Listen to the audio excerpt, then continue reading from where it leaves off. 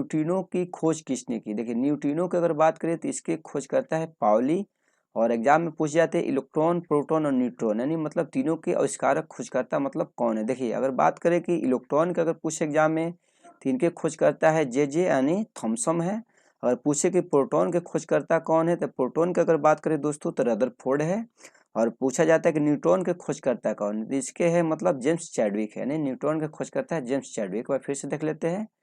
देखिए अगर पूछे कि इलेक्ट्रॉन के खोजकर्ता तो जे थॉमसन, प्रोटॉन के तो रदरफोर्ड और न्यूट्रॉन के तो जेम्स चैडविक। नेक्स्ट प्रश्न देखते हैं। अगला प्रश्न की पाई मेसोन की खोजकर्ता किसने की, तो इसके खोजकर्ता युकावा है। अर्धचालक पदार्थ कौन कौन से होते हैं। देखिए अर्धचालक पदार्थ की बात करते हैं जर्मेनियम एवं सिलिकॉन होते हैं। और अगला प्रश्न की रेडियम की खोज किसने की। देखिए अगर रेडियम का अगर पूछे तो रॉबर्ट पियरी एवं मैडम क्यूरी है इसके खोजकर्ता, बहुत बार एग्जाम में दोस्तों पूछे जाते हैं। और अगला प्रश्न यहाँ पर है कि नवीनतम पर्वतमाला कौन सी है। अगर नवीनतम पर्वतमाला की बात करें तो हिमालय है। और पूछा जाता है प्रश्न कि भारत का प्राचीनतम पर्वतमाला का कौन है, तो प्राचीनतम पर्वतमाला की अगर दोस्तों बात करें तो अरावली है।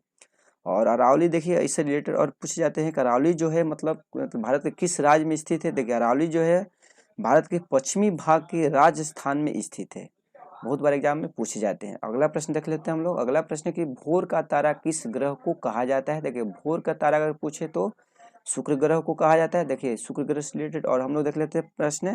देखिए अगर पूछे कि शुक्र ग्रह से रिलेटेड की पृथ्वी की भगिनी, और पूछे कि अगर सांझ का तारा पृथ्वी के बहन किस ग्रह को कहा जाता है तो शुक्र ग्रह को कहा जाता है। क्या क्या कहा जाता है तो पृथ्वी की भगिनी एवं सांझ का तारा, पृथ्वी की बहन के भी नाम से जाना जाता है शुक्र ग्रह को। और इससे रिलेटेड और शुक्र ग्रह से रिलेटेड है कि शुक्र ग्रह जो होता है गर्म ग्रह भी कहा जाता है। दोस्तों इसे आप लोग याद कर लीजिएगा, बहुत बार एग्जाम में पूछे जाते हैं।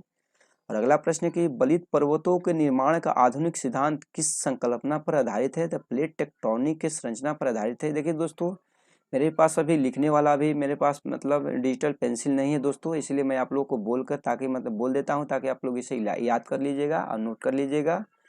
और अगला प्रश्न देख लेते हैं हम लोग। अगला प्रश्न है कि बलित पर्वत हो गया, उसके बाद है कि विश्व का सबसे ऊंचा ज्वालामुखी कौन सा है। तो विश्व का सबसे ऊंचा ज्वालामुखी की बात करें तो कोटोपैक्सी है। और पूछा अगला प्रश्न है कि विश्व का सबसे ऊंचाई पर स्थित शांत ज्वालामुखी कौन सा है, तो एकांगुआ है।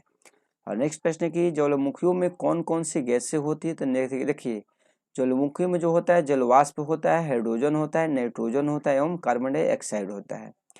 और अगला प्रश्न है कि पृथ्वी के सतह के नीचे द्रवीभूत सेल क्या कहलाता है। देखिए पृथ्वी के सतह के नीचे द्रवीभूत सेल की अगर बात करें तो मैग्मा कहलाता है।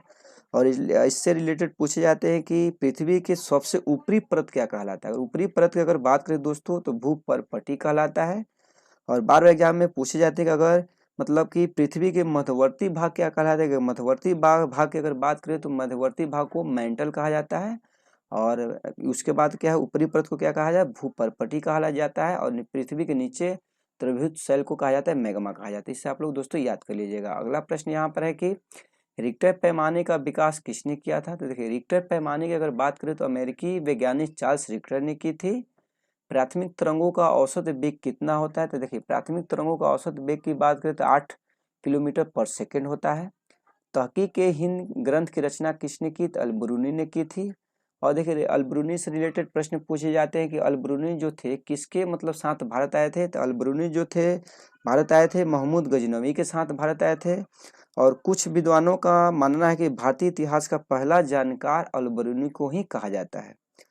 और इससे रिलेटेड एक और इम्पोर्टेंट प्रश्न है कि किताब उल हिंद नामक पुस्तक की रचना किसने की थी। बहुत बार एग्जाम में दोस्तों पूछे जाते हैं कि किताब उल हिंद की रचना किसने की थी, अलबरूनी ने की थी। इसे आप लोग याद कर लीजिएगा।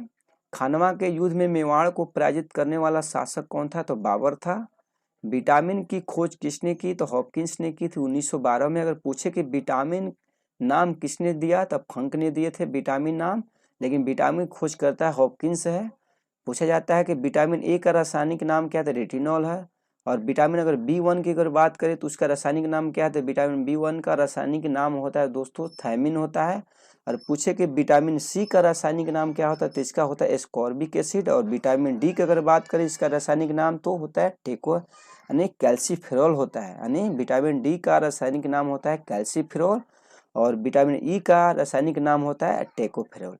देखिए दोस्तों विटामिन से रिलेटेड बहुत बार एग्जाम में पूछे जाते हैं प्रश्नों। जैसे कि इसे हम लोग फिर से एक बार देख लेते हैं, दोहरा लेते हैं। देखिए यहाँ पर कि विटामिन ए का रासायनिक नाम होता है रेटिनॉल, विटामिन बी1 का रासायनिक नाम होता है थायमिन, विटामिन सी का रासायनिक नाम होता है एस्कॉर्बिक एसिड, और विटामिन डी का रासायनिक नाम होता है कैल्सीफेरॉल, और विटामिन डी का रासायनिक नाम होता है टेकोफेरॉल। तो दोस्तों बहुत बार एग्जामों में पूछे गए प्रश्न है दोस्तों। चलिए देखते हैं अगला प्रश्न। यहाँ पर अगला प्रश्न है कि प्रोटॉन की खोज किसने की, तो हो गया यहाँ पर रदरफोर्ड। आगे पीछे भी हम बता चुके हैं कि रदरफोर्ड जो है मतलब विटामिन प्रोटीन के मतलब आविष्कारक है, और इलेक्ट्रॉन के हैं आप लोग जानते ही हैं, इलेक्ट्रॉन के होते हैं इसका मतलब कि इलेक्ट्रॉन के जे थॉमसन है, यानी इलेक्ट्रॉन के आविष्कारक है जे थॉमसन। और न्यूट्रॉन की बात करें तो जेम्स चैडविक, आप लोग याद कर लीजिएगा। और अगला प्रश्न यहाँ पर है कि साधारण नमक का रासायनिक नाम क्या है, तो साधारण नमक का रासायनिक नाम की अगर बात करें तो सोडियम क्लोराइड है। और नेक्स्ट प्रश्न है कि न्यूक्लियर रिएक्टर में मंदक का कार्य कौन करता है, तो भारी जल करता है, मंदक का कार्य करता है। अग्जोमोमीटर यंत्र से क्या मापा जाता है, देखिए अग्जोमोमीटर यंत्र से मापा जाता है दोस्तों पौधे की वृद्धि को मापा जाता है। और नेक्स्ट प्रश्न यहाँ पर है कि विटामिन बी का रासायनिक नाम यहाँ पर आ गया थायमिन है।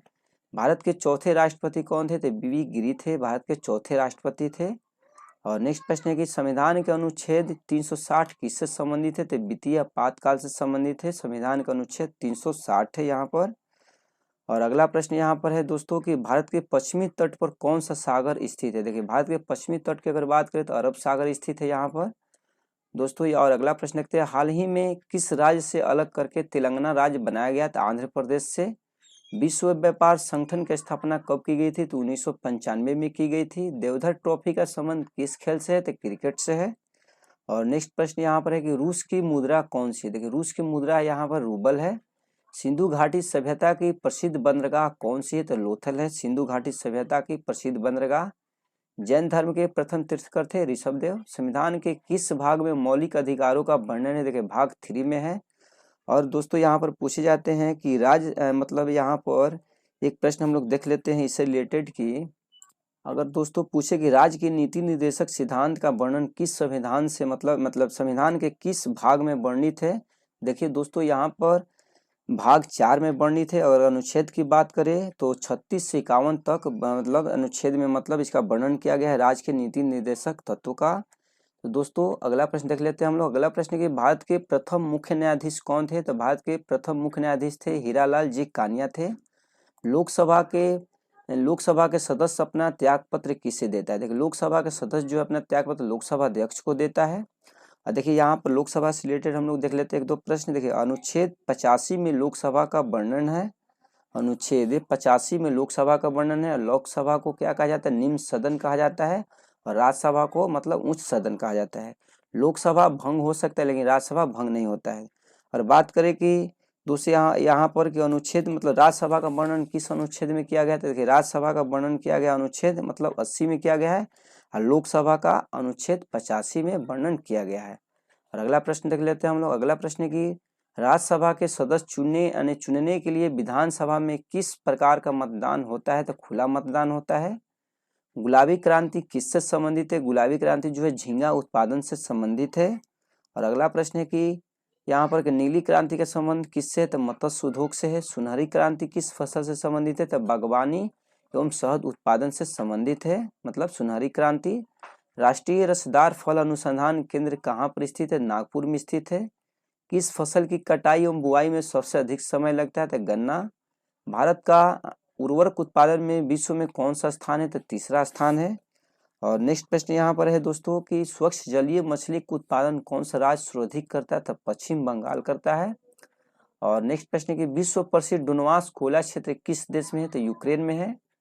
महाबलेश्वर किस राज्य में स्थित है, महाबलेश्वर जो है महाराष्ट्र राज्य में स्थित है। भारत का कौन सा स्थान भूमध्य रेखा के निकटतम स्थित है, तो अगर बात करें तो इंदिरा पॉइंट जो है भारत का मतलब भूमध्य रेखा के निकटतम स्थित है। और नेक्स्ट प्रश्न देखते हैं दोस्तों। नेक्स्ट प्रश्न है कावेरी नदी किन किन राज्यों से होकर बहती है, तो देखिए कावेरी नदी जो है केरल, कर्नाटक और तमिलनाडु से होकर बहती है। भारत में सर्वाधिक तंबाकू उत्पादन करने वाला राज्य कौन सा है, अगर भारत में अगर बात करें तो आंध्र प्रदेश है। सर्वाधिक कहवा उत्पादन करने वाला राज्य कौन सा है, कहवा में से होता है मतलब कॉफी में जो है कर्नाटक है सर्वप्रथम। भगवान महावीर जैन धर्म के कौन से तीर्थंकर थे, तो 24वें थे। भारत के प्रथम महिला राष्ट्रपति कौन थी, तो प्रतिभा पाटिल थी। सबसे छोटा ग्रह कौन सा है, तो बुध ग्रह को सबसे छोटा ग्रह कहा जाता है। और इससे रिलेटेड एक दो प्रश्न देख लेते हैं दोस्तों। बुध ग्रह को सबसे छोटा ग्रह तो कहा ही जाता है, लेकिन सूर्य के सबसे नजदीक का ग्रह भी कहा जाता है बुध ग्रह को। और सूर्य का सबसे तेज चक्कर लगाने की अगर बात करें तो बुध ग्रह जो है सबसे तेज चक्कर लगाता है दोस्तों। अगर आप लोगों को वीडियो दोस्तों पसंद आया होगा, अच्छा लगा होगा दोस्तों, तो लाइक सब्सक्राइब करना मत भूलिएगा दोस्तों, क्योंकि मेरे चैनल में पर डे 1 से 2 वीडियो अपलोड किए जाते हैं दोस्तों। मिलते हैं नेक्स्ट वीडियो में, तब तक के लिए दोस्तों बाय बाय दोस्तों।